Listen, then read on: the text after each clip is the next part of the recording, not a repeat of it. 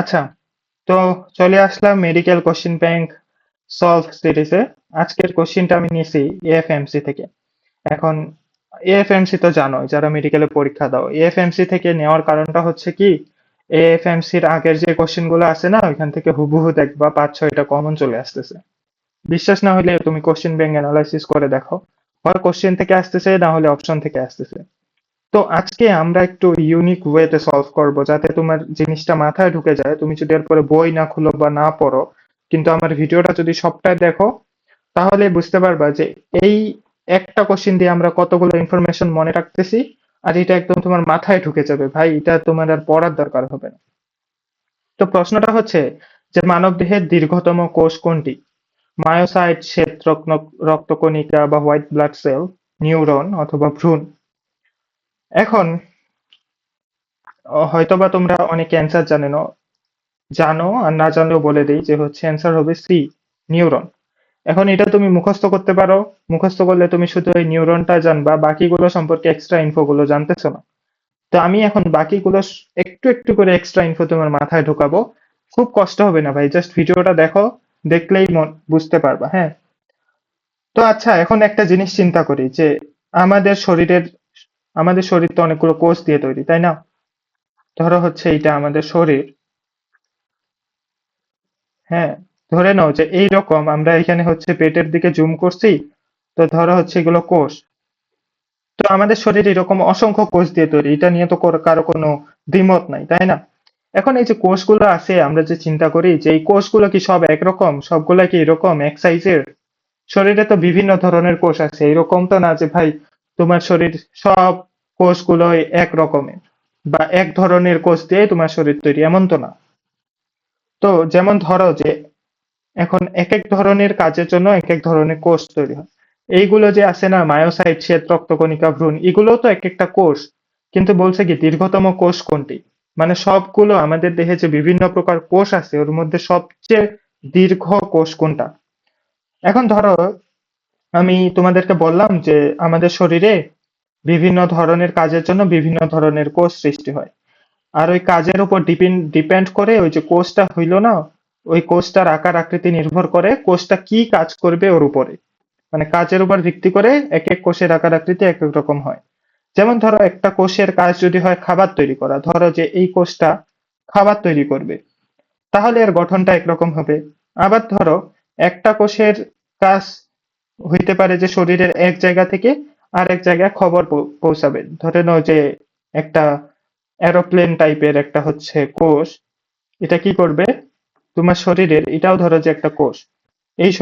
এই কোষের কাজ কি, শরীরের এক জায়গা থেকে খবর আরেক জায়গায় পাঠাবে। তাহলে এই যেই কোষটা তোমার খাবার তৈরি করতেছে আর যেই কোষটা তোমার এইভাবে খবর পাঠাচ্ছে, দুইটার গঠন কি একরকম হবে? অবশ্যই না। তাহলে তাদের গঠনও হবে অন্যরকম। এখন তোমরা একটা জিনিস বলো তো, যে শরীরের মধ্যে সবচেয়ে বেশি দূরত্ব অতিক্রম করে কে খবরটা নিয়ে যায়? ধরো যে আছে না তোমার শরীর, ধরো এটা তুমি হচ্ছে একটা জ্বলন্ত আগুনে হাতটা দিছো। তো তোমার এই হাতের যে এইখানে যে কোষগুলো আছে, যেই এটা সেন্স করে তো খবরটা আগে পাঠাবে তোমার কথায় মাথায়, আবার মাথা থেকে খবরটা আবার এখানে আসবে যে ভাই হাতটা সরাও। তো এই যে একটা দীর্ঘ পথ অতিক্রম করতে হয় না, সবচেয়ে কত হাত থেকে মাথা পর্যন্ত কত দূরত্ব, ওই হিসাবে তো আমাদের কোষগুলো অনেক ছোট ছোট হয়। তো এই যে এত বেশি দূরত্ব অতিক্রম করতে হয়, এই দূরত্ব, সবচেয়ে বেশি দূরত্ব অতিক্রমের কাজ করে কে? নিউরন বা স্নায়ুকোষ।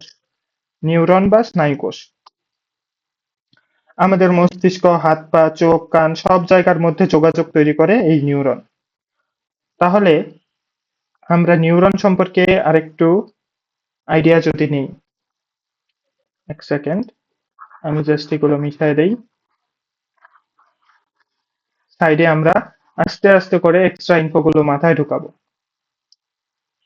তো আমরা এখন পড়তেছি কি নিউরন নিয়ে।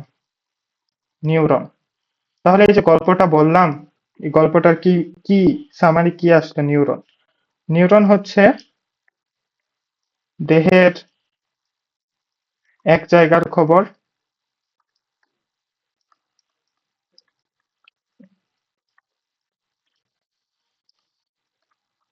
আরেক জায়গায় পাঠাবে।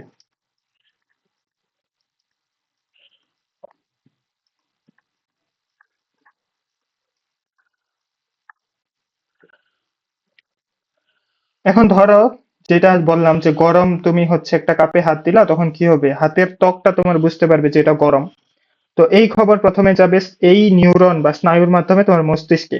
তারপর মস্তিষ্ক নির্দেশ দিবে যে হাতটা সরিয়ে নাও।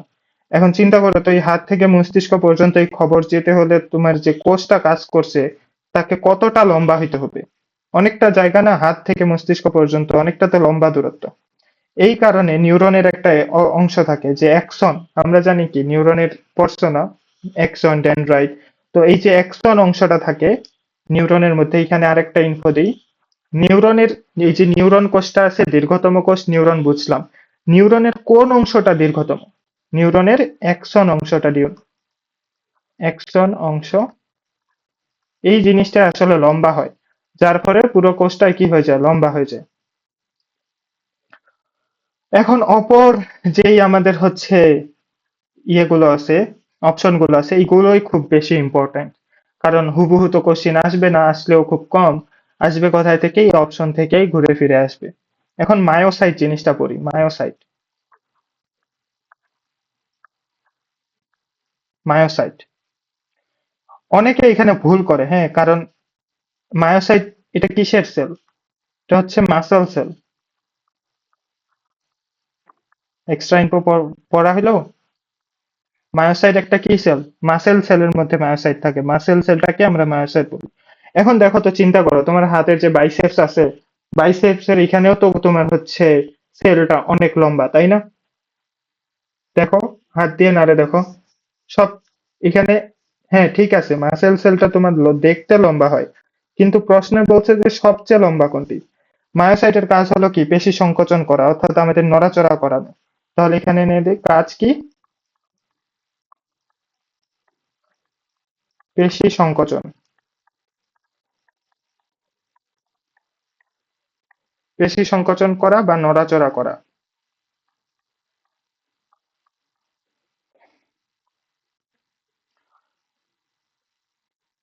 এই, এটা যে লম্বা হয়, এটা একটা শক্তি তৈরি করে, এই মায়োসাইট সেলটাও কিন্তু লম্বা হয়। লম্বা হওয়ার ফলে এটা একটা শক্তি তৈরি করে। আর এই শক্তিটা তৈরি করে কেন? এই যে কনস্ট্রাকশনের জন্য। কিন্তু নিউরনের মতো শক্তির, শরীরের এক প্রান্ত থেকে অন্য প্রান্ত পর্যন্ত সিগন্যাল পাঠানোর জন্য অতটাও লম্বা হয় না এই মায়োসাইট, এই জন্য মায়োসাইট এখানে ভুল।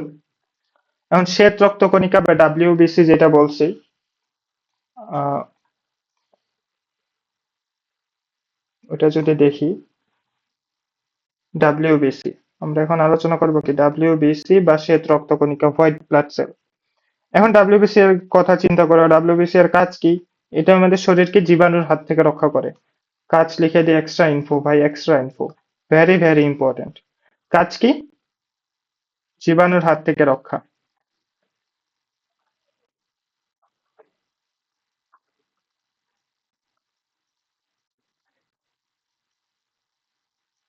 ডাব্লিউবিসি এর কাজ জীবাণুর হাত থেকে রক্ষা, কিন্তু এখন দেখো তোমার শরীরের, ধরো একটা অংশ জীবাণু দ্বারা এফেক্টেড, তখন তো ডাব্লিউবিসি কে তোমার শরীরের ওইখানে যাইতে হচ্ছে।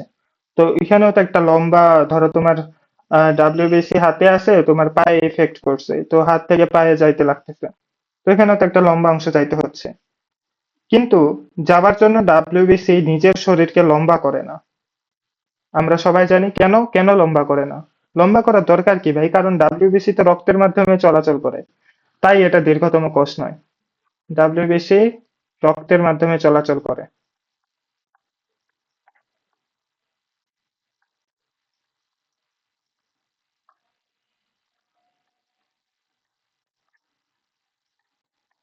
রক্তের মাধ্যমে চলাচল করে, এই জন্য এটাকে দীর্ঘ হইতে লাগে না, এটা ছোট ছোট, এই ছোট হয়ে এটা এর কাজ সারে নিতে পারে। এখন যেটা বললাম, আমাদের নিউরন, এটা তো বোঝাই গেল যে এক দূরের জায়গায় দ্রুত খবর পৌঁছে দেওয়ার জন্য নিউরনটা হচ্ছে আমাদের লম্বা হয়। এখন আসি যে বি নাম্বারে যে তোমার ইয়েটা ছিল, বি নাম্বারে কি ছিল? ভ্রূণ। এখন আমরা একটু ভ্রূণ নিয়ে আলোচনা করি। ভ্রূণ, ভ্রূণের ইংলিশ কি বলতো? এমব্রায়ো। এমব্রায়ো। এখন এমব্রায়ো, এখানে একটা বেসিক আছে, এটা কি কোনো কোষ? এমব্রায়ো কি একটা কোষ? এমব্রায়ো কোনো একটি কোষ নয়, এটা হচ্ছে অনেকগুলো কোষের সমষ্টি। এক্সট্রা ইনফো, এমব্রায়ো হচ্ছে কি অনেকগুলো কোষের সমষ্টি।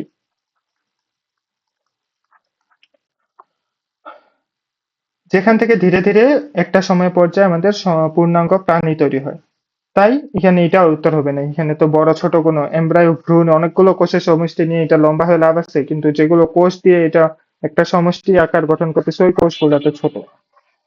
তার জন্য এখানের মেইন অ্যান্সার হবে কি? মেইন অ্যান্সার হবে তোমার নিউরন। এখন যেগুলো পড়ছি এই পর্যন্ত একবার জাস্ট রিক্যাপ দাও, তাহলে দেখবা জিনিসটা মাথায় ঢুকে গেছে। মানবদেহের দীর্ঘতম কোষ কোনটি? মানবদেহের দীর্ঘতম কোষ নিউরন। কেন নিউরন? কারণ নিউরনের কাজ হচ্ছে দেহের এক জায়গার খবর আরেক জায়গায় পৌঁছানো। আর এই লম্বা দূরত্ব অতিক্রম করার জন্য নিউরনকে লম্বা হইতে হচ্ছে। নিউরনের যেই অংশটার জন্য নিউরন কোষটা লম্বা হচ্ছে ওটা হচ্ছে অ্যাক্সন। নিউরনের অ্যাক্সনটা অনেক লম্বা হয়, এই জন্য পুরো নিউরন কোষটাই লম্বা হয়। তারপরে মায়োসাইট। মায়োসাইট কি ভাই? চোখ বন্ধ করে বলো। মায়োসাইট থাকে কোথায়? মাসেল সেলে। মানে আমাদের এই যে হাতের বাইসেপ, ছেলেরা যেটা নিয়ে আমরা হচ্ছে ফাবার মারি। তো এই বাইসেপস এর কাজ কি? পেশি সংকোচন অথবা নড়াচড়া করা। এই জন্য এটা লম্বা হইলেও নিউরনের মতো লম্বা না, এখানে একটু দীর্ঘ বলেনি, দীর্ঘতম বলছে, মানে সবচেয়ে লম্বা। এটা লম্বা হইলেও নিউরনের চেয়ে কম লম্বা। তারপরে আমাদের আসে হোয়াইট হোয়াইট ব্লাড সেল বা শ্বেত রক্তকণিকা। এটার কাজ কি? জীবাণুর হাত থেকে রক্ষা করা। এখন জীবাণুর হাত থেকে রক্ষা করতে হলে এটাকেও চলাচল করতে পারে, হয়। তো চলাচল করে কিসের মাধ্যমে? রক্তের মাধ্যমে। যেহেতু এটা চলাচল করতে পারে, এটা এর জন্য লম্বা হওয়ার কোনো প্রয়োজন নেই। রক্তের স্পিডটা বুঝে। তারপরে হচ্ছে কি ভ্রূণ। ভ্রূণ এখানে তোমার কোনো ইয়ের মধ্যে আসতেছে না, ইললজিক্যাল এটা, কারণ ভ্রূণ হচ্ছে অনেকগুলো কোষের সমষ্টি। এখানে বলছে দীর্ঘতম কোষ, মানে কোষ কোনটা? কোষের সমষ্টি বলেন। ভ্রূণ হচ্ছে অনেকগুলো কোষের সমষ্টি, আর এই কোষের সমষ্টি একসময় পর্যায়ে কি পূর্ণাঙ্গ একটা প্রাণী তৈরি করে।